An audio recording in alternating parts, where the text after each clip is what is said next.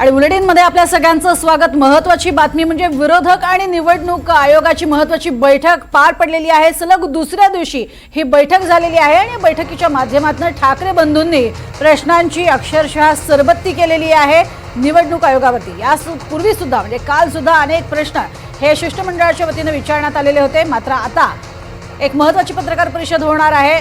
आधी ही पत्रकार परिषद शिवाला इथे होणार असं सांगण्यात आलेलं होतं, त्यानंतर वाय बी चव्हाण सेंटर या ठिकाणी ही पत्रकार परिषद होणार हे स्पष्ट करण्यात आले। मात्र आपण ही जी दृश्य बघतोय ज्यामध्ये राज ठाकरे आणि जयंत पाटील यांनी चर्चा केलेली होती आणि त्यानंतर 10 मिनिटांचा वेळ त्यांनी घेतलेला आहे। चर्चा होणार आहे आता सर्व विरोधकांची एकत्रित आणि त्यानंतर ही पत्रकार परिषद होणार आहे। कारण अर्थातच अनेक प्रश्नांची सरबत्ती जशी विरोधकांनी निवडणूक आयोगावरती केलेली होती तशाच स्वरूपाचे प्रश्न आता पत्रकारांकडून सुद्धा होतील। काय नेमकं या बैठकीमध्ये झालं, या बैठकीचं फलित काय आणि येत्या काळामध्ये खरंच निवडणूक आयोगाकडून काही जे अपेक्षित बदल आहेत ते होणार का, हा महत्त्वाचा प्रश्न आहे। राजकीय पक्षांना शेवटची मतदार यादी का दाखवत नाही असा सवाल राज ठाकरे यांनी आयोगाला यावेळेला केलेला होता। कोणकोणते प्रश्न त्यांनी केलेत आपण बघूयात। मतदार नोंदणी बंद करून लपवाछपवी कशासाठी असाही सवाल उपस्थित केला। तर सर्व राजकीय पक्षांचे एकमत होईपर्यंत निवडणुका घेऊ नका असंही राज ठाकरेंनी म्हटलंय। सत्तेतल्या 3 पक्षांसाठी तुम्ही काम करत नाही असंही ठणकावून सांगितलेलं आहे निवडणूक आयोगाला। तर 8 दिवसांच्या मुदतीत निवडणुका कशा लढवायच्या सांगा असा सवालही निवडणूक आयोगाला केलाय। मतदारांसोबत आमचा संबंध येतो, तुमचा संबंध येत नाही असं म्हणत नेमकी परिस्थिती काय आहे, ग्राउंड रियालिटी काय आहे हे सांगितलंय। मतदार जे आहे ते आम्हाला मतदान करत असतात असं म्हणत त्या मतदारांना आम्हाला बोलावं लागतं, त्यांना तोंड द्यावं लागतं, त्यांच्या प्रश्नांना आम्हाला तोंड द्यावं लागतं असं म्हटलेलं आहे। तर 2022 मध्ये आम्ही बेसावत राहिलो असंही त्यांनी यावेळेला स्पष्ट केलं। अधिक माहिती घेऊयात देवेंद्र कोल्हटकर यांच्याकडनं। देवेंद्र, काही प्रश्न उपस्थित करण्यात आलेले आहेत मोठ्या प्रमाणात, आपण बघतोय कालही प्रश्नांची सरबत्ती झाली, आजही प्रश्न जे आहेत ते निवडणूक आयोगासमोर ठेवण्यात आलेले आहेत। मात्र या प्रश्नांची उकल खरंच निघणार का, काय नेमकं या बैठकीमध्ये पार पडलं? प्रज्ञा, साधारण तास ते दीड तास विरोधी पक्ष नेत्यांची महाविकास आघाडीतील नेते मंडळींची निवडणूक आयोगाच्या अधिकाऱ्यांसमोर बैठक पार पडलेली आणि जसं आपण म्हणालात की वेगवेगळ्या प्रश्नांची सरबत्ती जी आहे ती या सगळ्या अधिकाऱ्यांसमोर सर्वच महाविकास आघाडीच्या नेते मंडळींनी मनसे अध्यक्ष राज ठाकरे यांनी केलेली आहे। त्यामुळे आता या सगळ्या संदर्भात निवडणूक आयोग काय स्पष्टीकरण देतोय, काय भूमिका मांडतोय हे पाहणं महत्वाचं असणार आहे। कारण गंभीर स्वरूपाचे आरोप जे आहेत ते निवडणूक आयोगावरती सर्व नेते मंडळींनी विरोधी पक्षातल्या केलेले आहेत। बोगस पद्धतीने मतदार नोंदणी झालेली आहे, मतदार यादीमध्ये घोळ आहे, दुबार मतदार झालेले आहेत आणि अनेक आक्षेप जे आहेत ते या सगळ्या नेत्यांकडून उपस्थित करण्यात आलेले आहे। त्यामुळे या सगळ्यावरती आता निवडणूक आयोग काय स्पष्टीकरण देतं हे पाहावं लागेल। आता काही वेळामध्ये या सगळ्या विरोधी पक्षातील नेते मंडळीची महत्वाची पत्रकार परिषद सुरू होणार आहे। त्यांनी बैठकीमध्ये उपस्थित केलेले मुद्दे हे तर प्रामुख्याने या विरोधी पक्षातील नेते मंडळाकडून मांडले जातीलच, त्याचसोबत आता निवडणूक आयोगाच्या संदर्भात, निवडणुकांच्या संदर्भात या सर्व राजकीय पक्षांची काय भूमिका आहे, काही कृती कार्यक्रम आहे का, या संदर्भातला उलगडा देखील आता पत्रकार परिषदेत होईल। पत्रकार परिषद झाल्यानंतर जे निवडणूक आयोगावरती आरोप करण्यात आलेले आहेत त्या संदर्भात निवडणूक आयोग काही स्पष्टीकरण आज करतंय का हे पाहावं लागेल। अगदी निवडणूक आयोगाने हे स्पष्ट केलेलं होतं की मतदार याद्या ज्या आहेत त्या बनवण्याचा अधिकार आमच्याकडे नाही, आमच्या कार्यकक्षेत तो भाग येत नाही। या अनुषंगानं आता जे महत्त्वाचे मुद्दे आहेत की कशा पद्धतीनं जे महत्त्वाचे निर्णय निवडणूक आयोगानं गरजेचं आहे, घेणं गरजेचं आहे ते घेतले जात नाहीत, यावरती वेगवेगळे प्रश्न उपस्थित करण्यात आले। कोणकोणत्या प्रश्नांची सरबत्ती राज ठाकरे आणि उद्धव ठाकरेंव्यतिरिक्त इतर नेत्यांनी केली होती? राज ठाकरे, उद्धव ठाकरे हे प्रचंड आक्रमक झालेले या सगळ्या बैठकीमध्ये त्यांनी उपस्थित केलेले मुद्दे तर आपल्याला माहितच आहेत। त्याचसोबत विजय वडेट्टीवार काँग्रेसचे नेते आहेत, जयंत पाटील राष्ट्रवादी काँग्रेस पार्टीचे नेते, शेकापचे जयंत पाटील असतील, अजित नवले असतील या किंवा रईस शेख असतील यांनी देखील असेच प्रकारचे मुद्दे जे आहेत ते उपस्थित केले। जितेंद्र आव्हाड यांनी देखील त्यांच्या मतदारसंघातील किंवा त्यांचा जे काही पुरावे आहेत हे निवडणूक आयोगाच्या अधिकाऱ्यांसमोर मांडले। जयंत पाटील राष्ट्रवादी काँग्रेसचे जे आमदार आहेत, माजी प्रदेशाध्यक्ष, त्यांनी देखील अनेक कागदपत्र जी आहेत ती निवडणूक आयोगाच्या समोर ठेवलेली आहेत आणि कशा पद्धतीने घोळ सुरू आहे एकंदरीत। यापूर्वी देखील बैठका घेतल्या, पुरावे मांडले तरी देखील निवडणूक आयोगाकडून कुठल्याही पद्धतीचं यावरती काम केलं जात नाही, उत्तर दिलं जात नाही, अशा पद्धतीचा गंभीर आरोप देखील या सगळ्या विरोधी पक्ष नेते मंडळींकडून लगावण्यात आलेला आहे। अगदी सगळ्यात महत्त्वाचं म्हणजे दोन्ही भाऊ आक्रमक होत होते आणि त्याचबरोबरीने अनेक प्रश्न उपस्थित केले जात होते. आता पत्रकार परिषद होणार आहे, मात्र या पत्रकार परिषदेआधी एक महत्त्वाची बैठक होतीये. त्याबद्दल थोडीशी माहिती द्याल की ही बैठक घेण्यामागचं काय प्रमुख कारण अजून 10-15 मिनिटं या बैठकीत नंतरच पत्रकार परिषद होईल असंही सांगण्यात आलंय. प्रज्ञा, मंत्रालयासमोरील जी नवीन प्रशासकीय इमारत आहे इथल्या पहिल्या मजल्यावरती निवडणूक आयोगातील अधिकाऱ्यांसोबत या सर्व नेते मंडळींची बैठक पार पडली. या प्रशासकीय इमारतीच्या लगतच असणाऱ्या शिवालय, जे शिवसेना ठाकरे गटाचं पक्ष कार्यालय आहे दक्षिण मुंबईतलं, तिथे बैठक पत्रकार परिषद होईल अशा पद्धतीची सुरुवातीला माहिती होती. मात्र ऐन वेळेला ठिकाण जे आहे ते बदलण्यात आलं. आता वाय.व्ही. चव्हाण सेंटर इथेही पत्रकार परिषद होतीये. या पत्रकार परिषदेपूर्वी आपण बघतोय की सर्व जी नेते मंडळी आहे, राज ठाकरे, उद्धव ठाकरे, काँग्रेस आणि राष्ट्रवादीची सर्व नेते मंडळी एकत्रित बसलेली आहेत. स्वाभाविक आहे आता निवडणूक आयोगाबाबत निवडणूक आयोगातील अधिकाऱ्यांबरोबर झालेली चर्चा, वेगवेगळे केलेले आरोप, सादर केलेले पुरावे, त्यानंतर आता प्रसार माध्यमांसमोर सर्व महाविकास आघाडी म्हणून किंवा सहयोगी पक्ष म्हणून आता कशा पद्धतीची भूमिका मांडायची, पुढे काही कृती कार्यक्रम द्यायचा का, किंवा जनमानसासमोर काय मुद्दे प्रसार माध्यमांच्या समोरून मांडायचे, या सगळ्या बाबतची महत्वाची चर्चा जी आहे ती आता या सर्व नेते मंडळींमध्ये वाय.व्ही. चव्हाण सेंटर इथे सुरू आहे. अगदी 10 ते 15 मिनिटांमध्ये पत्रकार परिषदेला देखील सुरुवात होईल. अगदी सगळ्यात महत्त्वाचं देवेंद्र की मतदार याद्या ज्या वेळेला येतात त्या मतदार याद्यांमध्ये कोणत्याही स्वरूपामध्ये त्या तयार आलेल्या असतात आणि त्यामुळे त्याच्यामध्ये आमचा कुठल्याही स्वरूपाचा हस्तक्षेप नसतो अशा एक प्रकारचं म्हणणं होतं. मात्र निवडणूक आयोगाच्या कक्षेत कोणकोणत्या बाबी येतात आणि त्यावरती तरी निवडणूक आयोग अर्थातच कारवाई करणार का, हाच महत्त्वाचा मुद्दा आहे. यावरती निवडणूक आयोगाकडनं येत्या काळामध्ये कधी स्पष्टीकरण साधारण दिलं जाईल किंवा त्यांची काही स्वतंत्र पत्रकार परिषद होईल का? काल देखील विरोधी पक्ष नेत्यांची महत्वाची बैठक मंत्रालयामध्ये पार पडली. काल देखील अनेक प्रश्नांची उत्तरं अनुत्तीर्ण होती. त्यामुळे आज पुन्हा एकदा या सगळ्या निवडणूक आयोगाच्या अधिकाऱ्यांसोबत सगळ्या नेते मंडळींची बैठक पार पडलेली आहे. आता आज देखील अनेक गंभीर स्वरूपाचे आरोप जे आहेत ते निवडणूक आयोगावरती सर्व नेते मंडळींनी लावलेले आहेत. त्यामुळे आता अनेक तांत्रिक मुद्दे असतील, अखत्यारीत येणाऱ्या बाबी असतील, या सगळ्या संदर्भात आता निवडणूक आयोगाची स्पष्टीकरण येणं महत्वाचं आहे आणि ते कशा पद्धतीने दिले जाईल, आज दिले जाईल किंवा कशा पद्धतीने निवडणूक आयोग जे आहे ते समोर येऊन भूमिका मांडल, हे पाहणं महत्वाचं असेल. कारण सगळे प्रमुख राजकीय पक्ष आहेत, दिग्गज विरोधी पक्षातील नेते मंडळी आहेत, ते स्वतः येऊन मंत्रालयात किंवा प्रशासकीय भवनामध्ये येऊन गंभीर स्वरूपाचे आरोप करत असताना निवडणूक आयोग जरी स्वायत्त यंत्रणा असले तरी ती सरकारच्या दबावामध्ये काम करते, अशा पद्धतीचा गंभीर आरोप जो आहे तो या सर्वांकडून केला जातो. त्यामुळे जनमानसामध्ये निवडणूक आयोगाची प्रतिमा जी आहे ती योग्य पद्धतीने जाणार नाही. त्यामुळे आता निवडणूक आयोगाला समोर यावं लागणार आहे आणि या सगळ्या संदर्भातलं स्पष्टीकरण द्यावं लागणार आहे. काल देखील ज्या काही बैठका झाल्या होत्या त्यानंतर आपण जे निवडणूक आयोगाचे अधिकारी आहेत त्यांना त्यांची भूमिका विचारली होती. मात्र त्यावेळेस त्यांनी प्रसारमाध्यमांना कुठल्याही पद्धतीची प्रतिक्रिया दिली नव्हती. त्यामुळे आता ही बैठक पार पडलेली आहे. विरोधी पक्षाची पत्रकार परिषद होईल आणि त्यानंतर निवडणूक आयोग जो आहे तो या सगळ्यावरती काही भाष्य करतोय का हे आपल्याला पाहावं लागेल. अगदी विजय वडेट्टीवार सुद्धा या बैठकीमध्ये होते आणि काँग्रेसच्या वतीनं खूप महत्त्वाचे मुद्दे हे राहुल गांधी यांनी यापूर्वीच मांडलेले आहेत आणि थेट निवडणूक आयोगावरती ताशेरे ओढलेले होते. बाहुलं म्हटलं गेलेलं आहे थेट भाजपचं निवडणूक आयोगाला. या अनुषंगानं विजय वडेट्टीवारांनी सुद्धा काही प्रश्न आणि काही अर्थातच त्यांच्याकडे असणारी कागदपत्र सादर केली असतील. नक्कीच विजय वडेट्टीवार यांनी अनेक मुद्दे उपस्थित केलेले आहेत. प्रामुख्याने निवडणूक आयोगाचा जो मीडिया आहे तो भाजपच्या व्यक्तींकडून हाताळला जातोय, अशा पद्धतीचा गंभीर आरोप जो आहे तो विजय वडेट्टीवार यांनी केलेला आहे. त्यासोबत इतरही मुद्दे उपस्थित केलेले आहेत. बाळासाहेब थोरात यांनी देखील काही मुद्दे त्या सगळ्या बैठकीमध्ये उपस्थित केलेले आहेत. त्यामुळे स्वाभाविक आहे काँग्रेस राष्ट्रवादीची नेते मंडळी देखील आक्रमक झालेली या बैठकीमध्ये पाहायला मिळते. काल देखील अशा स्वरूपाचे मुद्दे उपस्थित केले होते. खास करून आपण बघतोय की राहुल गांधी यांनी 2 दिल्लीमध्ये मोठ्या पत्रकार परिषदा केल्या होत्या आणि पुराव्यानिशी काही गोष्टी ज्या आहेत त्या मांडल्या होत्या. त्यानंतर राज्यातील देखील काँग्रेस पक्ष या सगळ्या अनुषंगी काम करताना पाहायला मिळत होता. काही मतदारसंघातील पुरावे जे आहेत ते त्यांच्याकडून काढण्यात आले होते आणि आज देखील त्या सगळ्या संदर्भातलं भाष्य जे आहे ते काँग्रेसच्या नेते मंडळींनी या सगळ्या बैठकीमध्ये केलेलं आपल्याला पाहायला मिळत आहे. त्यामुळे आता सगळ्या या अनुषंगी वेगवान घडामोडी घडताना पाहायला मिळतात आहे. आरोप प्रत्यारोप होतात आहे. या सगळ्यावरती निवडणूक आयोग सध्या तरी अनुत्तीर्ण आहे.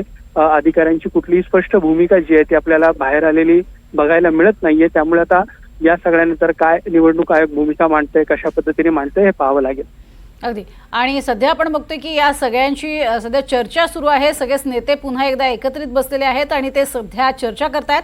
कारण जी पत्रकार परिषद होणार आहे त्या पत्रकार परिषदेतनं मुळातच जे मुद्दे मांडले जातील त्याच्यामध्ये एकवाक्यता असणं हे सुद्धा तितकंच गरजेचं आहे आणि पुन्हा एकदा काही मुद्दे जे आहेत ते अधोरेखित केले जातील या पत्रकार परिषदेच्या माध्यमातून, जेणेयोगे कोणते महत्त्वाचे मुद्दे हे येत्या काळामध्ये सत्ताधाऱ्यांसाठी सुद्धा महत्त्वाचे असतील त्यावरती सुद्धा भाष्य केलं जाईल।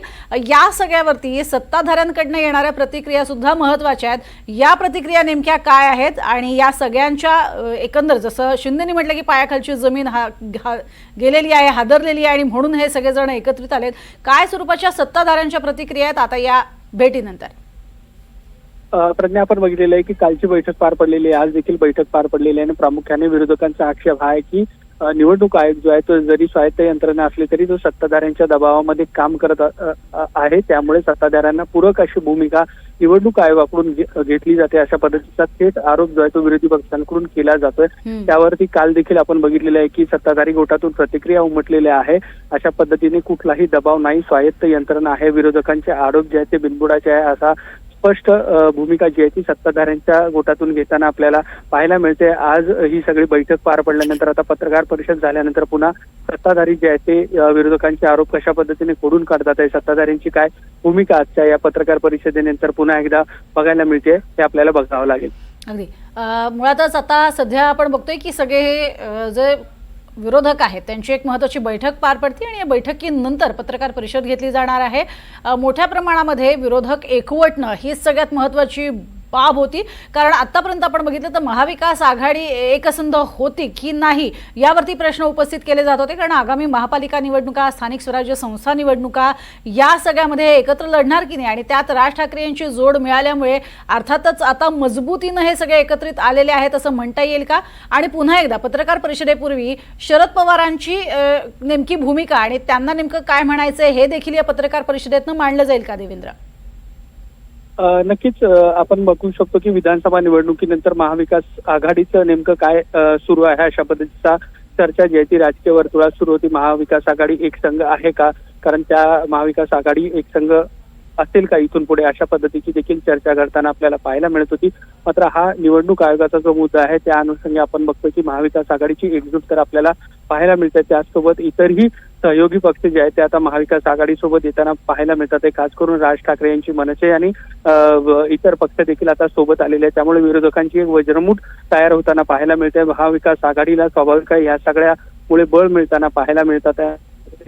उल्लेख केला की काल या बैठकीसाठी स्वतः उपस्थित होते, आज शरद पवार उपस्थित नाहीयेत, पुणे दौऱ्यावर शरद पवार आहेत, मात्र त्यांच्या पक्षाची काही प्रमुख मंडळी आहे, जितेंद्र आव्हाड असतील, जयंत पाटील असतील किंवा इतर नेते मंडळी उपस्थित आहे आणि सध्या या अनुषंगे सगळ्या बैठकीच्या आणि होणाऱ्या पत्रकार परिषदेच्या अनुषंगे सर्व विरोधी पक्षांच्या नेत्यांमध्ये चर्चा सुरू आहे। महाविकास आघाडीची स्वाभाविक आहे या माध्यमातून एक एकजूट जी आहे ती दिसणार आहे निवडणुकीच्या अनुषंगे, त्यामुळे आता इथून पुढे देखील महाविकास आघाडी आणि इतर सहयोगी पक्ष इतर मुद्द्यांना देखील हातात हात घालून अशाच पद्धतीने कार्यरत दिसतील का हे पाहणं महत्त्वाचं असेल। आणखीन एक महत्त्वाची बाब की ज्या पद्धतीने राज ठाकरे यांनी मुद्दे उपस्थित केलेले आहेत की जोपर्यंत ह्या मतदार यादीतल्या गोंधळाचा पूर्ण मुद्दा हा निकाली लागत नाही तोपर्यंत निवडणुकाच घेऊ नका आणि जरी घ्याल तर बॅलेट पेपरवरती घ्या, उशीर लागला तरी चालेल। हे इतकं मोठं विधान त्यांनी केलेलं आहे की निवडणुकांना आधीच झालेला उशीर आणि येत्या काळामध्ये अजून तो उशीर झाला तरी चालेल पण त्या पारदर्शी व्हाव्यात, इतकी भूमिका स्पष्टपणे मांडलेली आहे। याचाच अर्थ आता विरोधक हे ठाम आहेत की येत्या काळातल्या निवडणुका या पूर्णपणे पारदर्शी व्हायला हव्यात आणि त्याच दृष्टीनं त्यांची प्रत्येक पावलं आणि प्रत्येक हालचाल पाहायला मिळते असं म्हणता येईल का? नक्कीच विरोधकांची सावध भूमिका आणि स्पष्ट भूमिका जी आहे ती आपल्याला निवडणूक आयोगाच्या अनुषंगे पाहायला मिळते। निवडणुका खास करून स्थानिक स्वराज्य संस्थांच्या निवडणुकांना, महानगरपालिकांच्या निवडणुकांना आधीच विलंब झालेला आहे, त्यामुळे आणखी काही विलंब झाला तरी चालेल, मात्र निवडणुका ह्या पारदर्शक पद्धतीने आणि सर्व राजकीय पक्षांची सहमती असल्याशिवाय घेऊ नका अशा पद्धतीची स्पष्ट भूमिका जी आहे ती राज ठाकरेंनी घेतलेली आहे। नक्कीच आणि पत्रकार परिषद सुरू होतीये तिथे आपण दृश्य बघतोय, राज ठाकरे, बाळासाहेब थोरात, उद्धव ठाकरे, जयंत पाटील असे हे सर्व एकीकडे महाविकास आघाडीचे नेते आणि राज ठाकरे हे देखील आता त्यांच्या सोबत बसलेले पाहायला मिळत आहेत। विजय वडेट्टीवार सुद्धा इथे आहेत।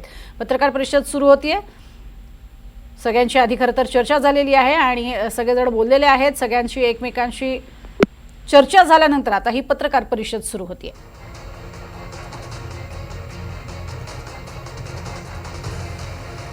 म्हटलं तर अचानक इथे पत्रकार परिषद घेतली. त्या सर्व इलेक्ट्रॉनिक मीडियाचे खूप प्रॉब्लेम झाले, अडचणी झालेल्या आहेत. अचानक इथे पत्रकार परिषद चेंज करता येत नाही सर. ओबी व्हॅन काढणं, केबली काढणं फार कठीण काम आहे. आमचे 2 कॅमेरामॅन पडले सर धावपळीमध्ये. सर्व आपला नियोजनाचा भाग आहे की नियोजन आपण हे होतं की शिवालयामध्ये पत्रकार परिषद होणार. त्यानुसार 2 तास आधीपासून सर्वांनी लावले होते. आमची सर्वांची विनंती आहे आणि महाराष्ट्र टीव्ही चॅनल शिवालयात जायचंय का? नाही सर, आम्हाला काय हरकत नाही सर. संजय राऊत साहेबांनी महाविकास आघाडीच्या नेत्यांकडे ते सांगण्यात आलं होतं. आम्ही याच्या कडाडून निषेध करतो. टीव्ही चॅनल जेव्हा पक्षाला विचारलं, पक्षातर्फे सांगण्यात आलं की तुम्हाला अशी कुठलीही सूचना दिली नव्हती किंवा अशी प्रेस नव्हती. मग संजय राऊत साहेबांनी केलेलं इलेक्ट्रॉनिक मीडियाला सर गृहीत धरलं जात आहे. पाहिजे तिथे पाहिजे तसं फरफडे नेलं जातं. हे अत्यंत चुकीचं आहे सर. आवडतं आम्ही सांगतो. ऐका, तुमच्या भावना आम्ही समजू शकतो, पण आम्ही जो विषय घेतलाय त्याच्यामध्ये आपल्याला सगळ्यांना गृहीत धरलं जात आहे, त्याच्या विरुद्ध आवाज होत होते. त्याच्यामुळे कृपा करून तुम्ही सुद्धा सहकार्य करा, कारण लोकशाहीचा तुम्ही सुद्धा एक स्तंभ आहात. त्याच्यामुळे थोड्या एकमेकाच्या अडचणी समजून घेऊन आपण पुढे जायला फक्त सर आमच्या तुम्ही समजून घ्या तुमची सर. अडचण पत्रकार परिषद बरं, ठीक आहे. तयार होत आहे. आम्हाला काय problem नाही. ठीक आहे, चला. आता सुरुवात जागा झालेली बदलली आहे. आणि त्यानंतर झालेला जो पत्रकारांचा किंवा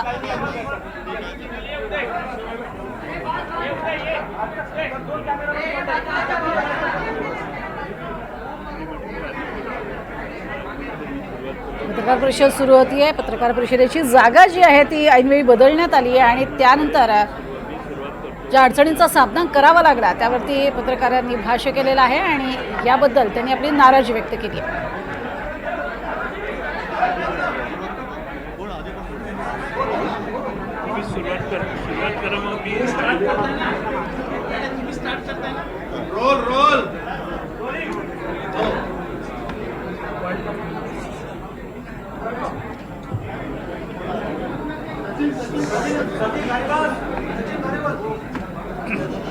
महाराष्ट्रातल्या बहुतेक सगळ्या विरोधी पक्षांच्या वतीने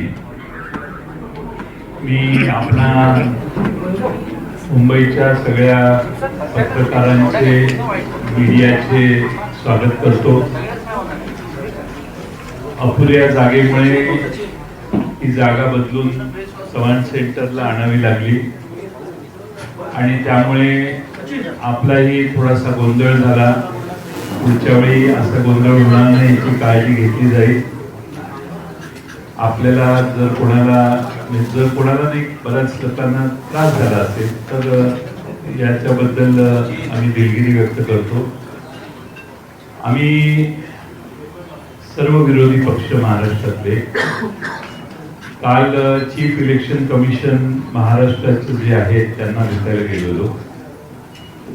त्यांना आम्ही एक निवेदन दिलं आणि निवेदनात त्यांना आम्ही महाराष्ट्रातल्या ज्या मतदार याद्या आहेत त्याच्यातल्या अनंत चुका दाखवल्या. अनंत चुका दाखवल्यानंतर त्या ठिकाणी सीओ यांनी आम्हाला असं आश्वासित केलं की केंद्रीय निवडणूक आयोगाला तुमचं हे सगळं म्हणणं आम्ही पाठवतो. या याद्या दुरुस्त करण्यासाठी आम्ही लवकरात लवकर सुरुवात करू. दुसऱ्या बाजूने महाराष्ट्र निवडणूक आयोग जो आहे, राज्य निवडणूक आयोग, त्यांच्या काही जबाबदाऱ्या आहेत असं त्यांनी सुचवल्यामुळं आज त्यांचे प्रश्न आणि दोघांचे प्रश्न म्हणून आज आम्ही त्यांची भेट घेतली. कालच्या प्रमाणे सर्वच विरोधी पक्ष नेते त्या ठिकाणी गेले. काही महत्वाचे एव्हिडन्सेस आम्ही दाखवले, काही पुरावे त्यांना दाखवले आणि त्या पुराव्याच्या सहित आम्ही आज त्यांना काही माहिती दिली. या पुराव्याच्या बरोबरच आम्ही त्यांना पत्रही दिलेलं आहे. पत्र देत असताना मतदार यादीत मोठ्या प्रमाणात मतदारांचे पत्ते अपूर्ण, चुकीचे घातलेले आहेत, घर क्रमांक चुकीचे आहेत, तसेच प्रत्यक्षात संबंधित व्यक्ती त्या मतदार यादीत नोंद आहे ती त्या पत्त्यावर राहत नाही. मी काही उदाहरणं त्यांना दिली. त्यामध्ये मुरबाडमध्ये जे मतदार आहे, मुरबाड मतदारसंघामध्ये, त्या मुरबाड मतदारसंघामध्ये बूथ क्रमांक 8 मध्ये 400 मतदारांचं एक घर आहे. 400 मतदार आहेत की ज्यांच्या घरासमोर फक्त डॅश आहे, म्हणजे घर नंबर डॅश आहे. बड्डे विधानसभा मतदारसंघ बूथ नंबर 211 वरती 450 मतदारांचं घर क्रमांक 0 लिहिलेलं आहे. कामठी विधानसभामध्ये देखील 867 मतदारांचं घर निरंक आहे, घर नंबरच नाही. बऱ्याच ठिकाणी दुबार मतदार नोंदवण्यात आलेले आहेत, म्हणजे एका व्यक्तीला 8-8, 5-5, 4-4 वेळा मतदानाचा हक्क दिलेला आहे. एपिक नंबर एकच असतो अशी आजपर्यंत आपल्या सगळ्यांची खात्री होती, पण मतदार याद्यामध्ये अनेक वेगवेगळ्या एपिक नंबरची माणसं आम्ही त्यांना निदर्शनाला आणून दिली. त्यामुळं नालासोपारा मतदारसंघामध्ये सुषमा गुप्ता या महिलेचं नाव एपिक वेगळ्या एपिक नंबर ID सह 6 वेळा नोंदवलेलं आहे. आणि आपणच 12 ऑगस्टला विविध न्यूज चॅनलने माध्यमांमध्ये पुराव्यासह हे दाखवलं. 12 ऑगस्टला आपण दाखवलं. दुपारी 3 वाजता आमच्या पक्षाने, आमच्या कार्यकर्त्यांनी तपासलं. आपण म्हणतात ती वस्तुस्थिती याच्यात होती मतदार यादीत ऑनलाईन. आणि 6 वाजता मात्र ती सगळी नावं या बाईंची, म्हणजे या श्रीमती गुप्ता जे आहेत त्यांचं नाव हे त्या ठिकाणाहून काढण्यात आलं. आमचा प्रश्न हा आहे की आपण न्यूज चॅनलच्या मार्फत एक बातमी दाखवता, दुपारी 3 वाजता या महिलेचे फोटो आणि एव्हिडन्स तुम्ही टेलिव्हिजनवर दाखवता, सकाळी दुपारी 3ला ती नावं असतात, 6ला ती नावं जातात.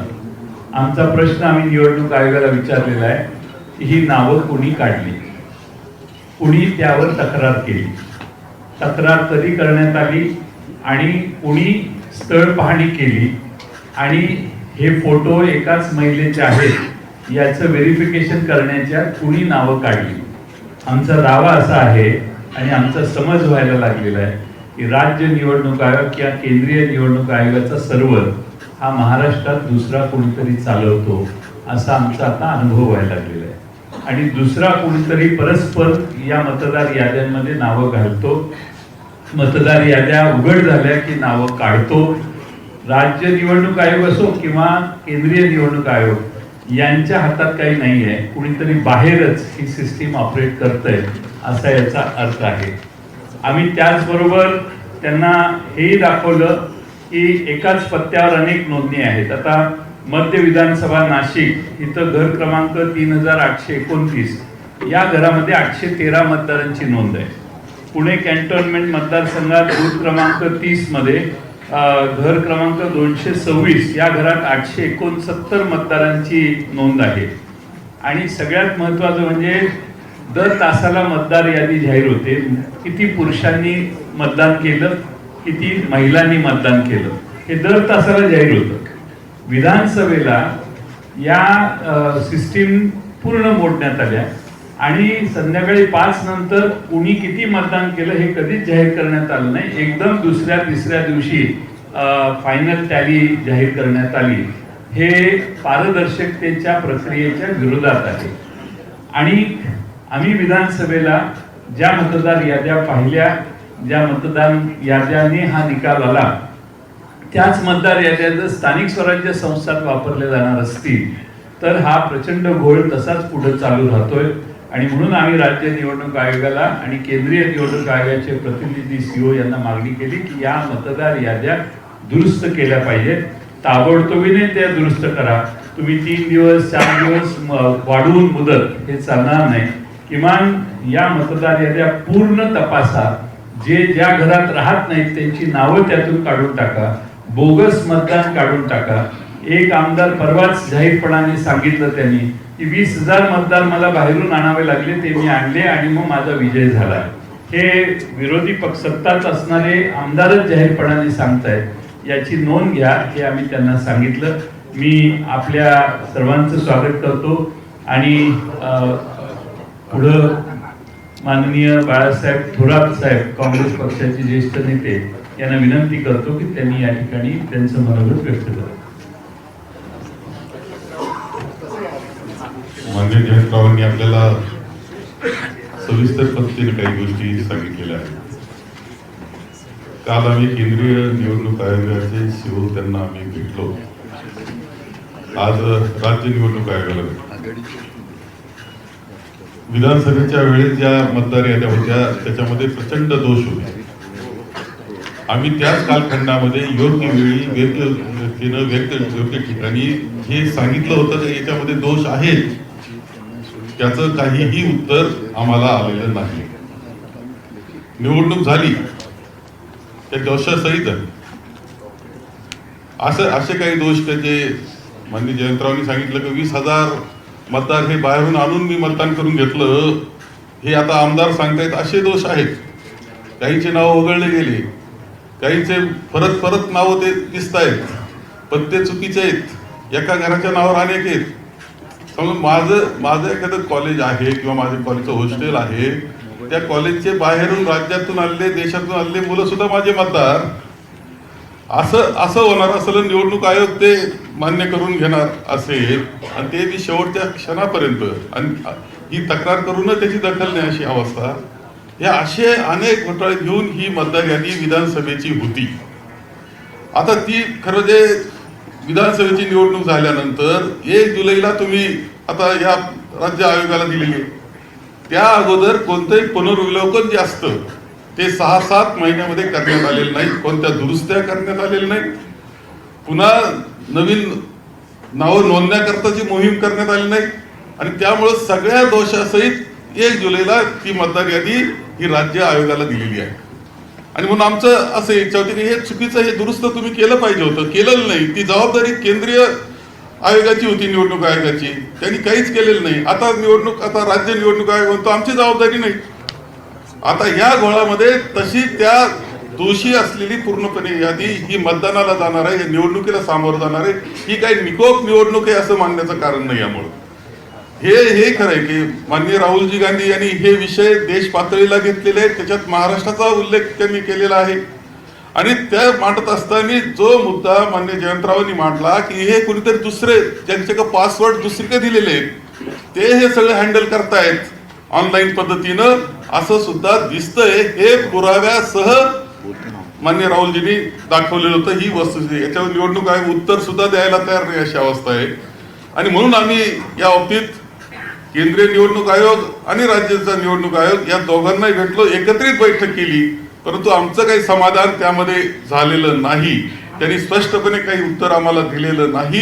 ही वस्तुस्थिती आहे आणि हे सगळं घेऊन आम्ही निवडणुकीला, स्थानिक स्वराज्य संस्थेच्या निवडणुकीला सामोरं जाणं हे अत्यंत चुकीचं आहे आणि हे माझ्या मते जनतेला सुद्धा मान्य नाही झालं पाहिजे. निकोप निवडणूक हा आपला पाया आहे लोकशाहीचा, तोच उद्ध्वस्त करण्यास निघालेला आहे. याच्यामध्ये पूर्णपणे राजकीय हस्तक्षेप असले पाहिजे असं आम्हाला वाटतंय आणि म्हणून आम्ही ही भेट आम्ही घेतलेली आहे.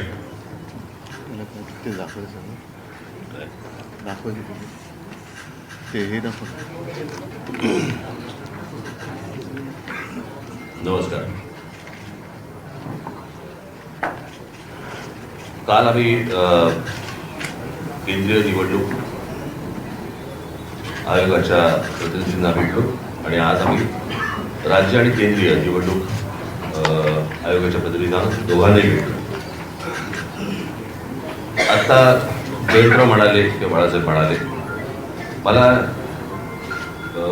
अत्यंत महत्त्वाची एक गोष्ट आपल्यासमोर आणि महाराष्ट्राच्या जनतेसमोर मला ठेवायची आहे की निवडणूक ही गोष्ट म्हटल्यानंतर राजकीय पक्ष आले आणि निवडणुकांना मतदान करणारा महाराष्ट्रातला मतदार आला. निवडणूक आयोग ही फक्त निवडणुका घेतात, कंडक्ट करतात, परंतु राजकीय पक्ष हे निवडणुका लढवतात. आणि राजकीय पक्षांना जर समजा निवडणूक आयोग ज्या याद्या, मतदार याद्या आहेत या जर समजा दाखवतच नसेल तर मला असं वाटतं की पहिला घोळ इकडे आहे की आम्ही तुम्हाला याद्याच नाही दाखवणार. म्हणजे मी आता तुमच्याकडे 2024च्या निवडणुका व्हायच्या अगोदर आणि 2024च्या निवडणुका झाल्यानंतर अशा मी तुम्हाला 2 याद्या मी तुम्हाला फक्त आता दाखवणार आहे.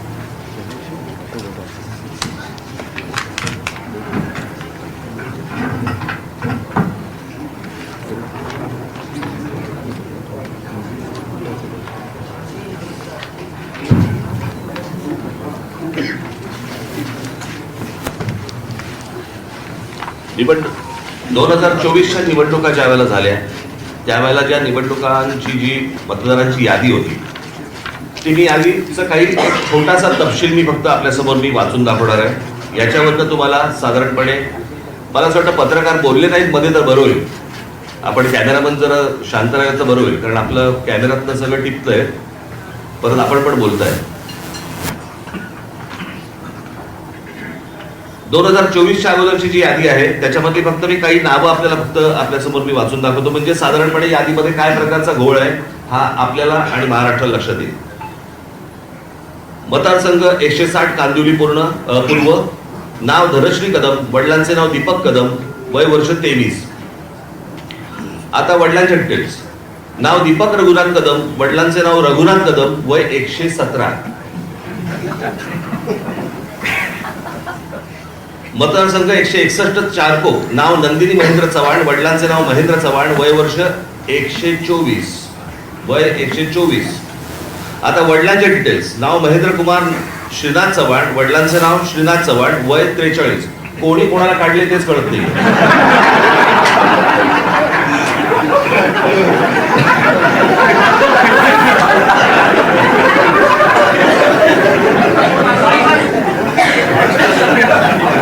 विषय गंभीर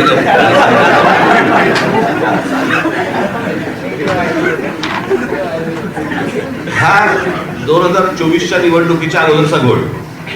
2024 नंतर त्यांनी त्यांच्या वेबसाईटवरती यादी जाहीर केली ज्याच्यामध्ये फक्त नावं आहेत, फोटो नाही, पत्ता नाही, काही नाही.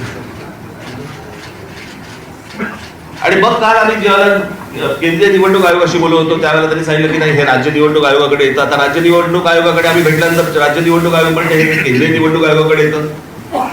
दोघेही प्रतिनिधी हे केंद्रीय निवडणूक आयोगाचेच प्रतिनिधी आहेत. आणि म्हणजे महाराष्ट्रातल्या राजकीय पक्षांना या संपूर्ण मतदार याद्या न दाखवण्याचं याच्यात काय मिळणार तुम्हाला? यात फक्त घोळ होणार आहे. आणि आता आम्ही फक्त त्यांच्यासमोर एवढंच सांगितलं की या मतदार याद्या जोपर्यंत सुधारणा होत नाही, तुमची सुधारणा होत नाही तोपर्यंत निवडणुका तुम्ही घेऊ नका. आता साधारणपणे आपण जर समजा महानगरपालिकेच्या किंवा स्थानिक स्वराज्य संस्थांच्या निवडणुका जर समजा आपण पाहिल्या तर गेल्या 5 वर्षामध्ये निवडणुका झालेल्या नाहीये. मग जर 5 वर्ष जर समजा या निवडणुकांमध्ये गेलेली असली तर मग याद्या सुधारण्यासाठी अजून 6 महिने गेले तर काय फरक पडतो? आणि मला असं वाटतं की या याद्या सुधारल्याशिवाय त्यांनी निवडणुका घेऊ नये हेच आज आम्ही त्यांना सर्वांनी सांगितलेलं आहे. म्हणजे त्यांनी आता काहीतरी काल एक आमची भेट झाल्यानंतर त्यांनी एक नोटिफिकेशन काढलं आणि त्याच्यामध्ये आम्हाला राजकीय पक्षांना 8 दिवस दिले. म्हणजे हे 6-6, 8-8 महिने काम करणार आणि राजकीय पक्षांनी 8 दिवसामध्ये ह्यांना सगळ्या छाननी करून द्यायची, कसं शक्य आहे? आणि म्हणून तो काल जो त्यांनी काय नोटिफिकेशन काढले ते एक तर रद्द करायला आम्ही त्यांना सांगितलेलं आहे. आणि आज आम्ही त्यांना सांगितलं की या निवडणुका तुम्ही घेऊ नका. उद्या ते काय याच्यावरती निर्णय करतायत हे आम्ही 1-2 दिवसात पाहू आणि त्याच्यानंतर मला असं वाटतं सर्व राजकीय पक्ष मिळून आम्ही एका निर्णयापर्यंत येऊ. तो निर्णय तुम्हाला अजून 2-3 दिवसांनी सांगू. ठीक आहे, धन्यवाद.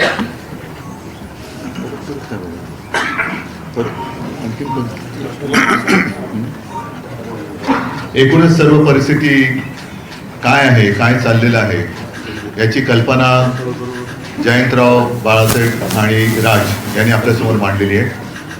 एक गोष्ट मी आवर्जून सांगेन, एकूणच लोकशाहीसाठी, तिच्या रक्षणासाठी महाराष्ट्रातले सर्व राजकीय पक्ष एकत्र आलेले आहेत. आम्ही सर्व एकत्र येत असताना भारतीय जनता पक्षाला सुद्धा पत्र दिलं होतं, पण आज व्यासपीठावर आणि आमच्या कालच्या आणि आजच्या निवडणूक आयुक्तांच्या भेटीमध्ये भाजपाकडनं कोणी आलेलं नाही. हा विषय जो आहे तो गेल्या विधानसभेपासून सगळ्यांच्या लक्षात यायला लागला आणि एका पत्राचा उल्लेख जयंतरावांकडनं राहिला. तो त्यांनी मला सांगितला की विधानसभा निवडणुका ज्या म्हणजे गेल्या वर्षी झाल्या 2024 त्याच्या आधी 19 ऑक्टोबरला एक महिना आधी महाविकास आघाडीकडनं निवडणूक आयोगाला एक पत्र दिलं होतं आणि त्याच्यामध्ये आमचा विषय असा होता की नाव घेऊन अगदी म्हटलं तरी की काही भारतीय जनता पक्षाचे कार्यकर्ते ह्या मतदार यादीशी खेळतात आणि त्याच्यामध्ये काही लोक म्हणजे त्यांना हवेत ते घुसवत आहेत, नको ते काढतायत. हा सगळा खेळ यांचा सुरू आहे.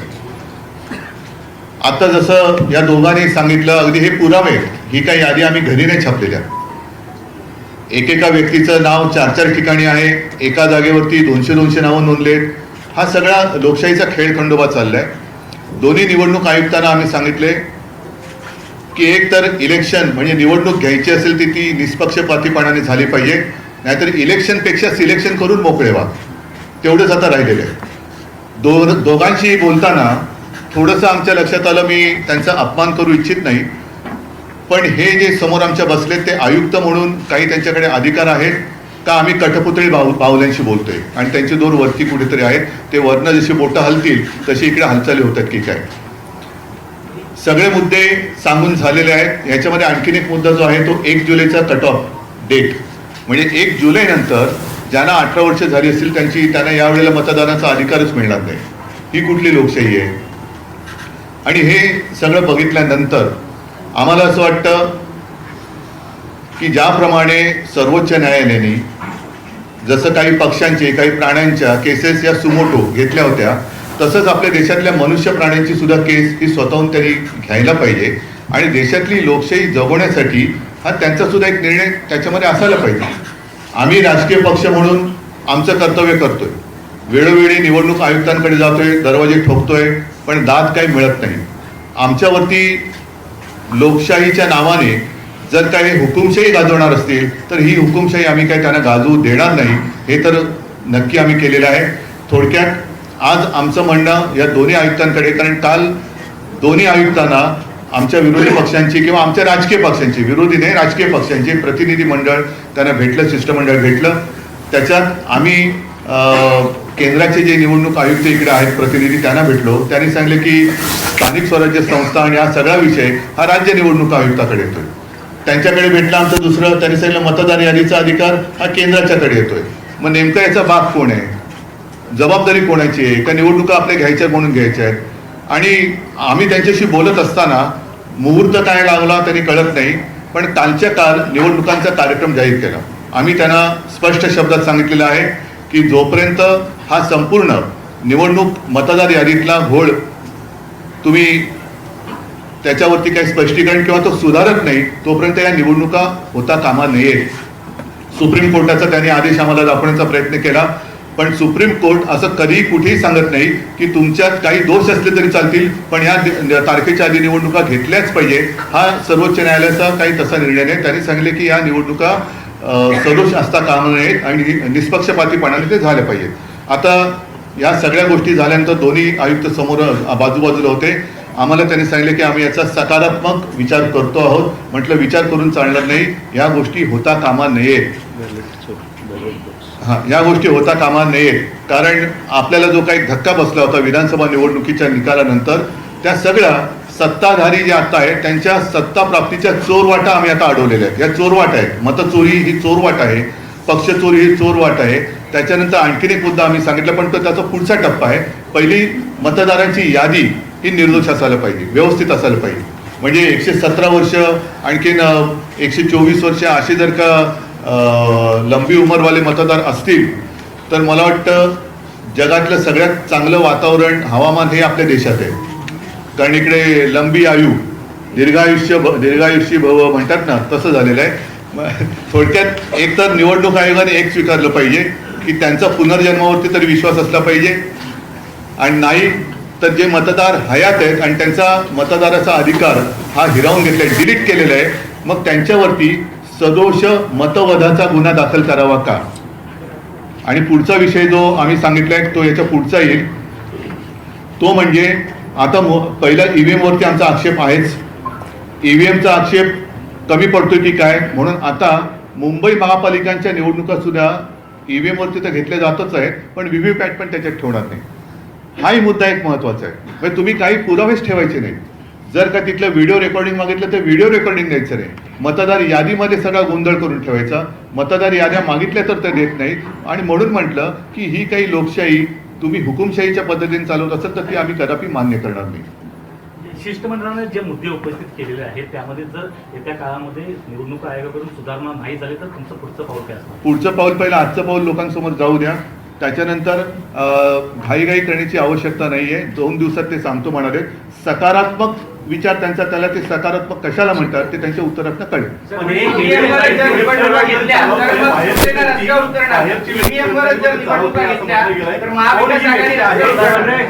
ही व्यक्ती कोण आहे आणि कोण काय वेबसाईट चालवते असा आरोप केलाय. कोण ही व्यक्ती आहे आणि कोणाशी संबंध? त्याच्यासाठी आम्ही महाविकास आघाडीकडनं अतिशय स्वच्छ आणि स्पष्ट शब्दात विधानसभा निवडणुकीच्या 1 महिना आधी पत्र दिले, ज्याचा मी आता उल्लेख केला ते. आता तुम्ही आधी तुमच्या पहिल्या प्रश्नाचं उत्तर देतो जे जयंतरावने त्यांच्याकडे मांडलं ते. पहिली गोष्ट म्हणजे ज्या वेळेला तुमच्याच चॅनलवरती, तुमच्या नाही चॅनलवरती ज्या वेळेला एक बातमी येते अशा प्रकारच्या खोट्या यादीची आणि त्याच्यानंतर ती 6 वाजता गायब होते.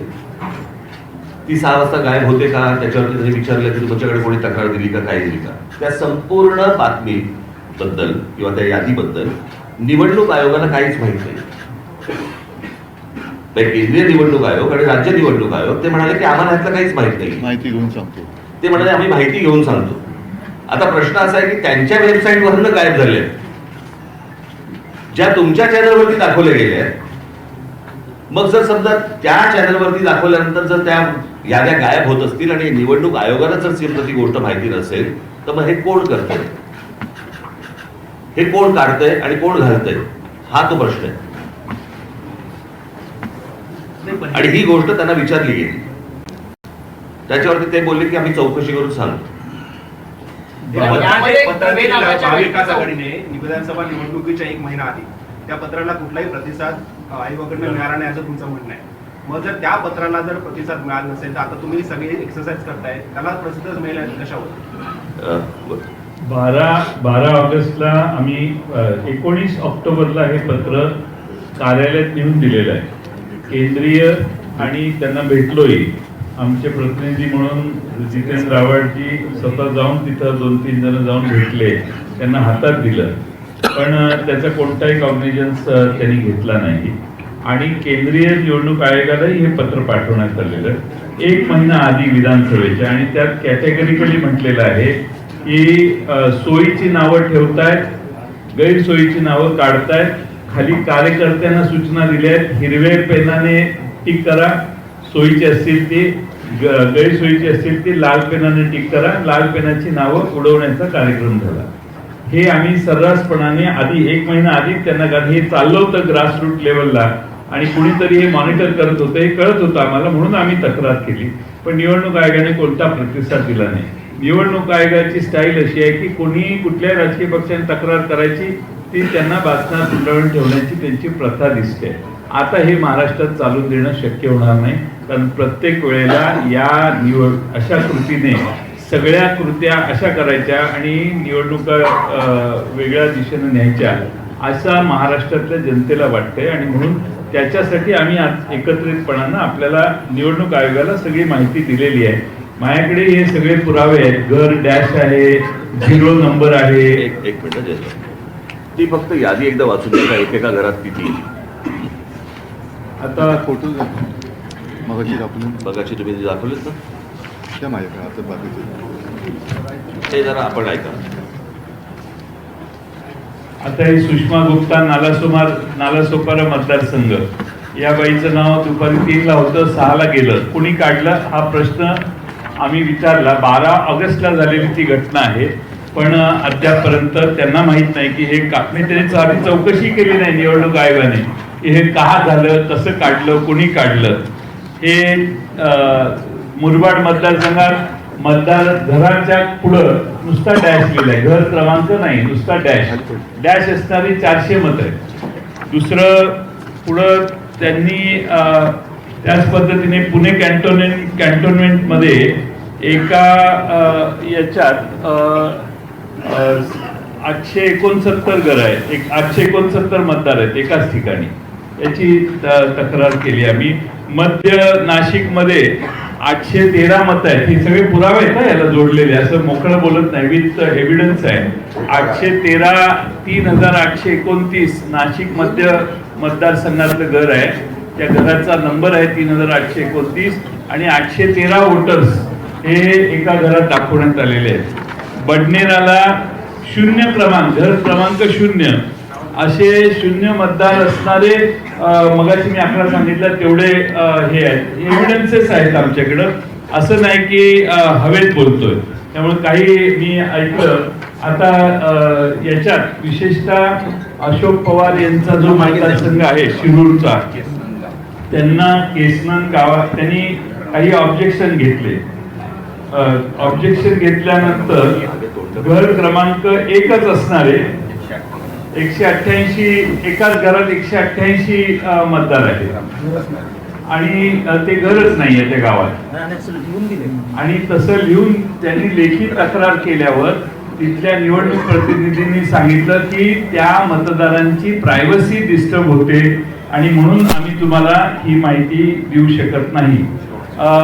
त्याच्यामध्ये शेवटी कायदा जो आहे तो कायदा काय सांगतो, कायदा त्यांनी असं लिहिलेलं आहे की मतदार यादीत समाविष्ट करण्यात आलेल्या मतदारांची माहिती ही गोपनीय स्वरूपाची आहे. त्यामुळे सदर मतदारांची माहिती ही व्यक्तिगत माहिती आहे. सदर कागदपत्रांची माहिती इतरत्र प्रसिद्ध होऊ नये या कारणाने संबंधित मतदारांची परवानगीशिवाय आपणास उपरोक्त माहिती पुरवता येत नाही. आता कायदा आहे, कायद्यामध्ये काय म्हटलंय, आम्ही तो कायदाही दाखवला निवडणूक आयोगाला. साधारणपणे 32 नंबरचा कायदा आहे की कुणी कुठलाही हे मागितला, कुणी कुठलाही हे मागितला तर तो ती माहिती आणि ते डॉक्युमेंट्स कोणत्या आधारावर रजिस्ट्रेशन झालं, कोणत्या आधारावर हे देण्यासाठी कलम 32 आहे. त्यामध्ये स्पष्टपणाने म्हटलेलं आहे की तुम्हाला ती माहिती द्यावी लागेल. हा नियम कायदा आम्हीच निवडणूक आयोगाला आता कायदे सांगतोय, त्यांचे हे कायदे आहेत, ह्याप्रमाणे ते देऊ शकतात. पण त्यांना दिलेलं उत्तर अशोक पवार यांना की त्याची प्रायव्हसी, आम्ही काय त्याचे खाजगी गोष्टी मागत नाही, त्याने जे निवडणूक आयोगाला सबमिट केलंय मतदार होण्यासाठी तेवढीच माहिती मागतोय आणि ती देणं आवश्यक आहे असं निवडणूक आयोगाच्या निवडणुकीच्या कायद्यात लिहिलेलं आहे.